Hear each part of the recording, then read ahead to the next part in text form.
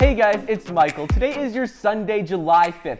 Second stimulus check and second stimulus package update. We have a lot of big news to cover. In today's video, we're going to go over states reopening and how hospitals are reaching maximum capacity all across the country. And then we're getting into President Trump's July 4th speech, where he spoke about the virus in general and the state of the economy. Then after that, we're going to move on to second stimulus package and how senators say they are currently already writing up and drafting the second stimulus package right now as we speak. I'm going to go over what they said is going to be in it and what they're working on right now. And then finally, I'm going to go over major news from Washington and how President Trump just signed a stimulus package into law yesterday on Saturday on July 4th. But before we get started, I want to remind you guys to enter today's $50 free stock giveaway.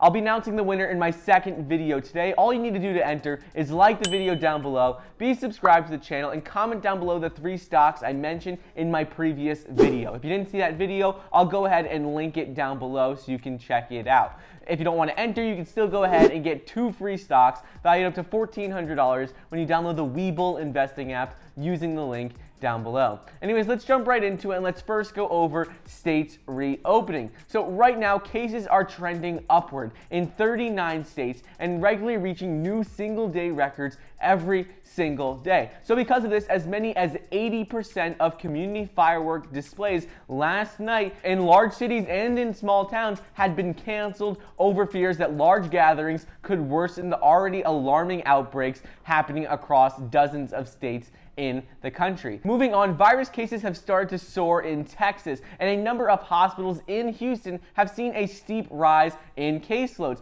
filling intensive care units, overburdening staff and straining testing capacity, and the availability of other medical services. Doctors are saying right now that what's been disheartening the most this past week is that it feels like we're back at square one right now. It feels like we're back in late March when the virus was first starting. And they go on to explain how it's a very terrible feeling right now. Florida and Texas have hit a record number of daily virus cases on Saturday. Florida had 11,445 cases and Texas had 8,258 new cases in the last 24 hours. However, even as Florida and Texas and all of these states are seeing dramatic increases in the number of cases, Governor of Florida said he won't close businesses again, and he repeatedly refused to order a statewide mask mandate to curb the spread of the virus. Though the governor has indicated that Florida won't progress in its phases for reopening, that they're going to pause where they are right now, he says he's not going to implement any more restrictions and force businesses to shut down. It will be interesting to see how this progresses in the next couple of weeks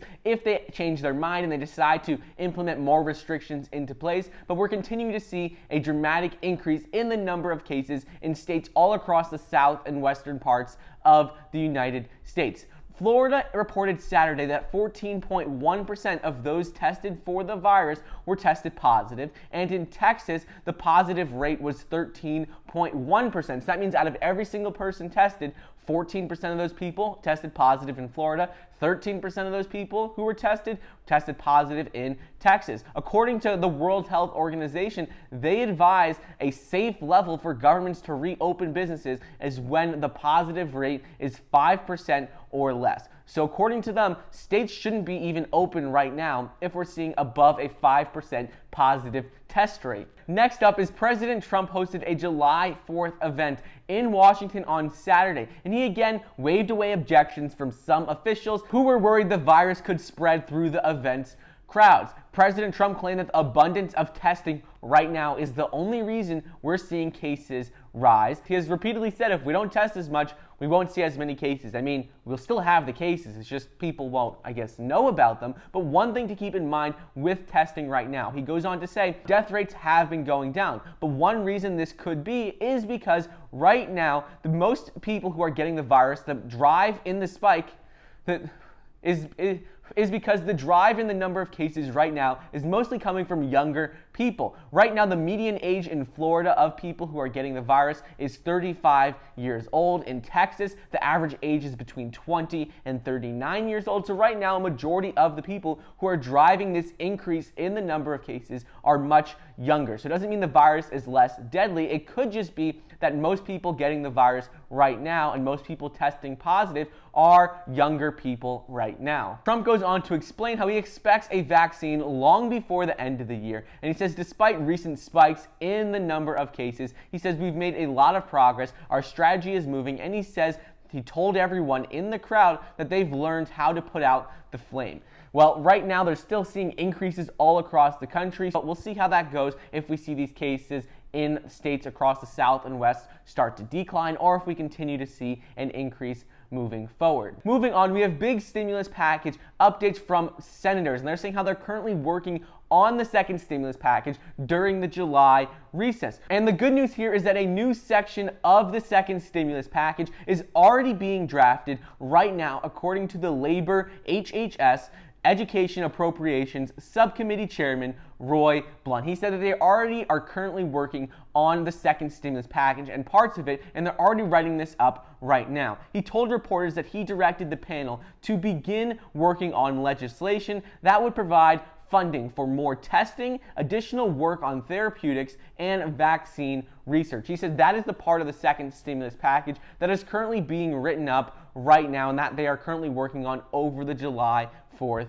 recess. He said a month from now is when they should be in the final stages of getting that bill together, and that is when we could expect to see it. So that'll be the first week of August, late July, when they come back from the July 4th recess. One thing to keep in mind, though, is with the timeline of the second stimulus package. While on break, senators will be considering whether or not to approve a second stimulus check and direct measures in the second stimulus package. And even though they are on break, doesn't mean they aren't working and talking about a second stimulus package. Congress resumes on July 20th, but goes on recess again on August 10th through September 7th. So right now they basically have a 15 working day window when they come back from the July recess. They have from July 20th to August 10th. If they don't make a decision in that time, we're going to not see any second stimulus package until after September 7th. Mitch McConnell explains how he wants to get the second stimulus package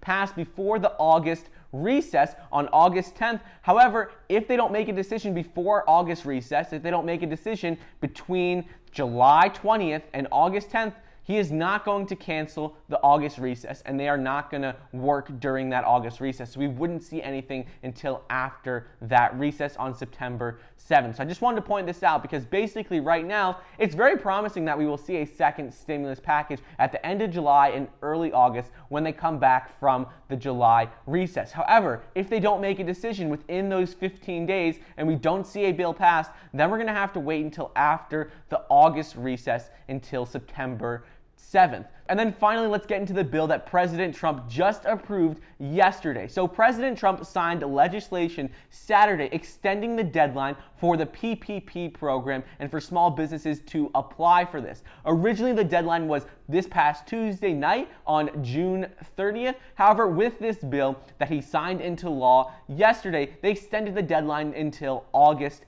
8th. So now if you're a small business and you want to receive a PPP loan, you can still go ahead and apply until August 8th. About $130 billion out of the total $660 billion in this program has not been used yet. And all this funding can be used for small businesses who seek direct subsidies for payroll and other costs such as rent. So if you have a business and you'd like to receive this loan, make sure to go ahead and apply. I'll include a link down below if you have not already applied and you're interested in receiving this money. Earlier this week, we saw that Congress can act extremely fast when they want to pass a bill. The House of Representatives and the Senate both approved this bill on Wednesday this past week, and then President Trump signed it into a law on Saturday. So this shows that if they want to get something done, they can get it done and signed into a law very, very quickly. So this is good news for a second stimulus package moving forward, because if they're interested and they both can agree on what they want to see in the next